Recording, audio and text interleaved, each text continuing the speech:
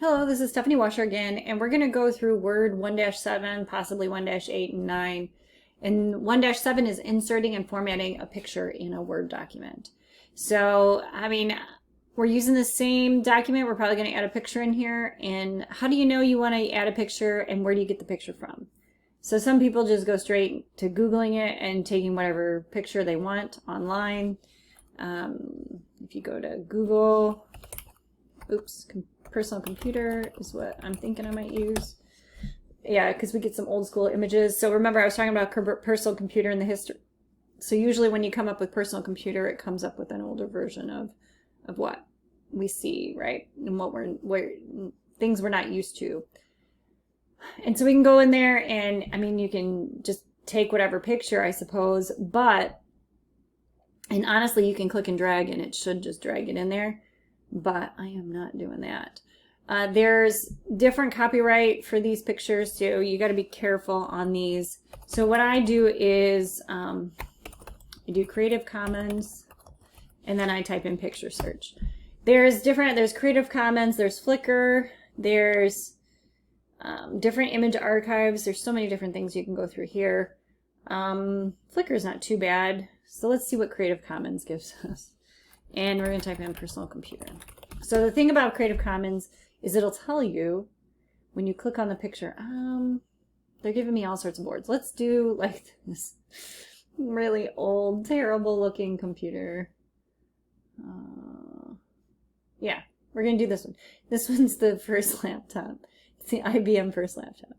And so what it'll do is as you scroll down, it'll tell you who created it and how it is copywritten, and then what you can do. So you need to, this license, you need to credit the creator, and all you have to do is credit the creator and you can use it for whatever you want. And so they give you the rich text, they give you HTML, and then they give you plain text. So they give you a bunch of different things, and then you can get this image. So if I click on get this image, it's actually in Flickr. And so then I can download it, and it tells you again here you have to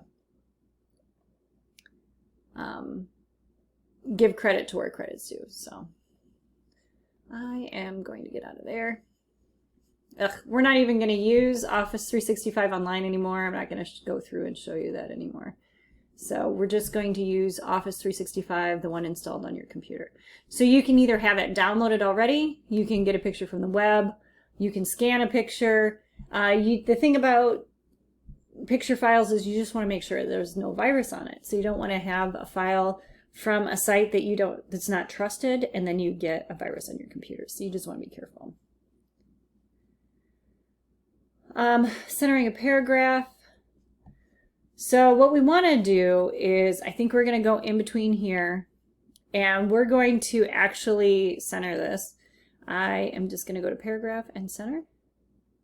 So we're going to center it. And if you want to see where we're at, you can do that paragraph thing that I'm not a huge fan of, but I just don't like. So for me, that's too much stuff on the screen for me to look at. It's distracting to me.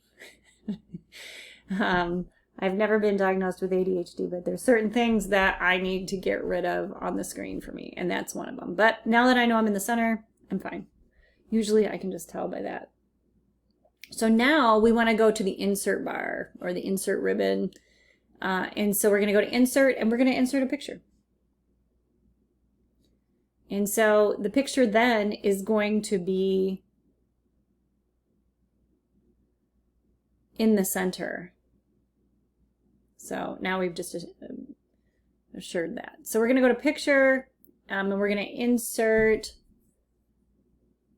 a picture from a file. So we'll see. You'll see what we're going to go to this device, and let's see what I got for pictures. I might have too many. I've been doing some cybersecurity stuff, so we've got a whole bunch of cybersecurity pictures, my profile pic, my signature. There might be a whole bunch of my nieces, a bunch of terrible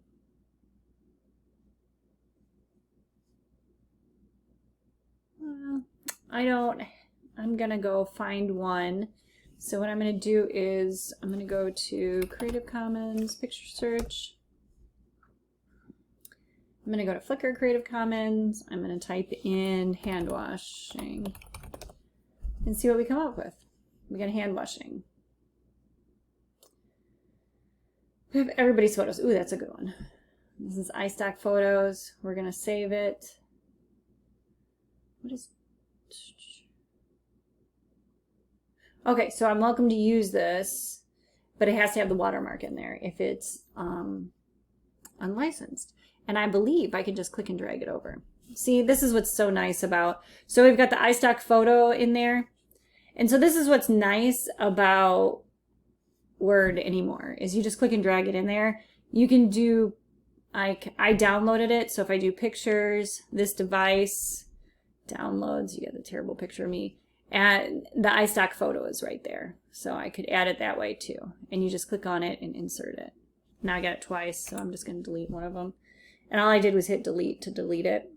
And then my picture is much smaller than the picture here. So, you know, we want to make sure we can click and drag and make it bigger. So I can just, if you take one corner, it keeps the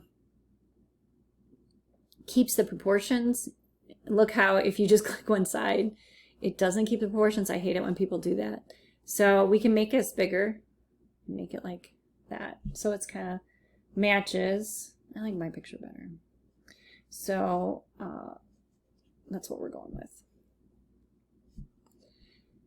And you know, the fact that it's credit, that gives credit, I kind of like that too. So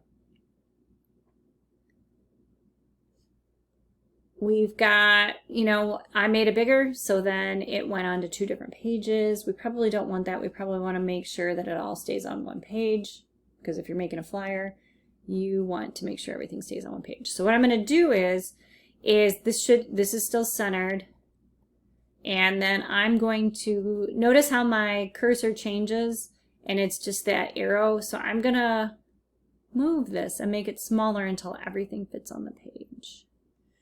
And if it's a picture that I want to be a little bigger, sometimes I change my margins, or I change my font, because this is a pretty big font, but sometimes I change that stuff. It also depends on, you know, your audience and how, if they need that bigger font or not. Okay, so we made it smaller, click and drag, and now we're going to apply a picture style. So we highlight your picture, and then we can go to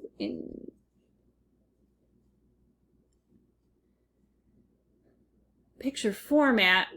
Yep, it's here on the side. We go to picture format, and we can do a whole bunch of different things here. So we've got where we can remove the background, we can make corrections, we've got our color, we've got artistic effects, transparency, we've got quick styles. What we're gonna do is we're gonna go to picture styles, not quick styles, but we're gonna go to, well, let's try the quick styles. Yep, that is exactly what it is. So even though it's like it's in the picture styles gallery area, but it's the quick styles. That's what it says on the button. And then we can change things. So the cool part is it'll make it oval if you want. We are going to do snip diagonal corner, bevel perspective. You know, sometimes I don't see the same options. Snip diagonal corner. It's rectangle. Ah, there it is. Snip rounded diagonal corner white. Snip diagonal corner is the other way around. Well, you know what? I'm going to go with diagonal corner, rounded diagonal corner white, since I cannot see the snip. Is it right next to it? There it is. Snip. You guys are probably all like, it's right next to it. So snip diagonal corner white. And that's it. And then it just automatically changes it to, and then when you click off of it, you'll see how it'll come up. So if we applied that effect, we applied that style, and now we can choose different effects. So we got to click back on the picture, and now we're going to do what is called a picture effect. And there's a picture effect button. So that was styles. There's artistic effects. Let's see if this is, so we can do those artistic effects if we want. That one's a little bit newer. It's kind of cool. I wanted one, oh, maybe this is, I tried some AI. I wanted an AI created profile picture, but I wanted it to make me look like a robot. And so I tried to get that done and it just didn't work. So I just ended up being blurry. But this artistic effect might actually do something a little bit cool for me. So we've got the artistic effects, but we also need to find the picture effects. And then it's probably under here, under picture styles. There's format picture. So we've got all these. So we've got the soft edges, the artistic effects. We've got the fill. And then we've got, here's all of the picture corrections. So we want, let me make this bigger, because sometimes there is picture effects. So when you make it bigger, you can see the picture styles and you can see that picture effects is there. So let's make it smaller and see. So here's the picture styles. Picture effects is this one. And we want a shadow effect. Perspective upper left. So we go all the, oops, shadow, helps when my cursor stays where I want it to stay. We want perspective upper left. There we go. And you can see a little bit of a shadow. And then what we're going to do is we're going to go to our colors. So now we're going to go back to, since we have perspective upper left selected, we're now going to go back to our design tab, or our design, so it brings up our design ribbon bar. And we want to make sure, I'm going to click off of it so it's not highlighted, the picture isn't highlighted. But now we're going to go to our colors, and instead we're going to choose blue 2. Notice everything changed up here for us. And then it's changed down here. So now that we've been moving the picture a little bit and making that shadow effect, it put everything off the page again. So I'm just going to make it a little bit smaller just so everything's on one page. You always have to be conscious of that when you're making changes, that things might go off the page.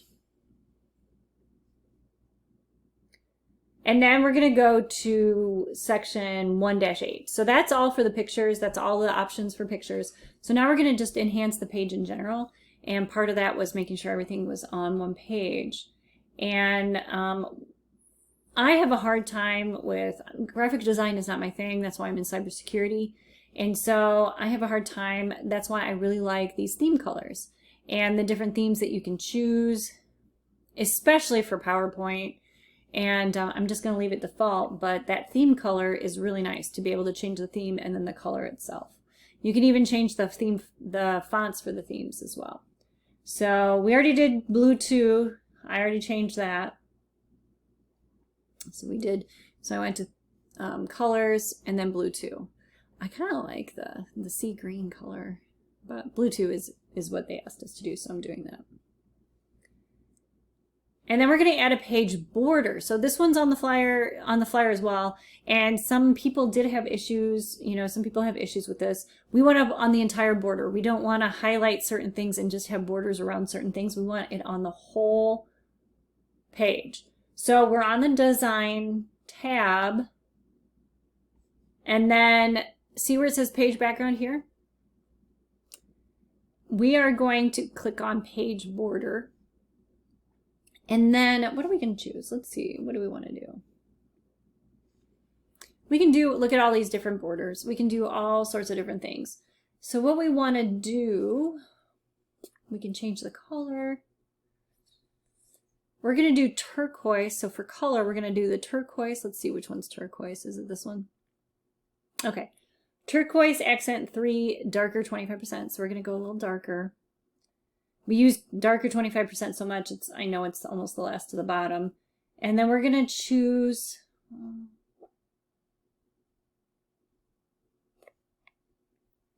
we are going to choose this one, I believe.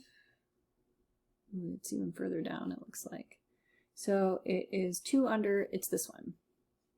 And notice how when you click on the border, it changes so that it gives you a little preview of everything. And so we've got the shading, we've got the color, the width. So for the width, sometimes what I do is if I choose a border, you can change the width that way. But we're just choosing these bigger borders that we choose. I don't really change the width too much on those because there's a reason why I chose them. All right, so we chose that, we chose the color, and then we click OK, and then it added that border for us. Actually looks pretty good. Some of these make things, you know, sometimes when you choose some of these things, and this looks fine, I like to use Canva too for flyers, and Canva just does a really good job of certain things. And some people, you know, we've got graphic artists that do this for a living and they do a fantastic job of things. But if you need to throw together a quick flyer, this is a nice way to do that. The other thing that you can do, and then it's also in the Word assignment, is to change the spacing before and after a paragraph. So we're going to go in, I'm scrolling down here, and we're going to go in and we're going to go to go down to when. We're going to go down to when, and we're going to click, there's a layout ribbon bar, and in that we've got our margins because we changed everything to narrow margins, right? And that's all. You can also change from portrait to landscape. You can change the actual size. You can add columns. You can do a lot of different things. But the other thing you can do is change your spacing before and after certain items. So we are going to click on when, and we're going to change the spacing. We're going to make the spacing, and you can click up 12 before, and then do we want it anything after? And we're going to leave the 8.5 after.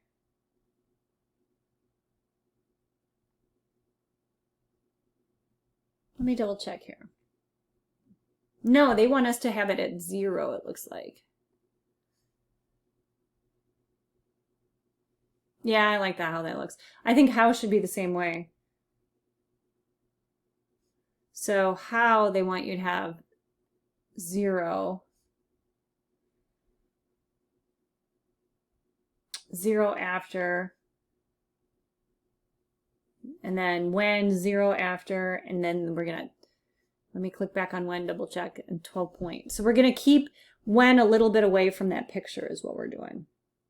So we can increase and decrease. You can also type in it in there. So you can right click on the toolbar, and we've got line and paragraph spacing is right there, or we can go to paragraph. So if we did line and paragraph spacing, we can add different things there. We can remove or add space before or after paragraph. If you really want to get into it, you just click on paragraph and then the whole paragraph thing pops up. And then this is where you can do double spaced. You can go in and you can do line breaks. I like the keep lines together, so you don't have just one line all by itself. So, you know, you don't want to do that. And that's also the widow orphan control as well. So, all right. Change the document properties. Sometimes you can change you can change your document properties, and there's different standard properties that you can change. If you go to File and Info, you can see all the different properties, right? So we can see that I created this, and there's different comments. You can add a comment in there. We can say this is, I don't know, CIS 102 test. I'm going to call it the Word Module 1 for CIS 102. Let's call it Winter 24. So we can say that. We can add different tags if we want. So we've got just all the basic info here, right? And most of this is going to be filled in for us because we signed in.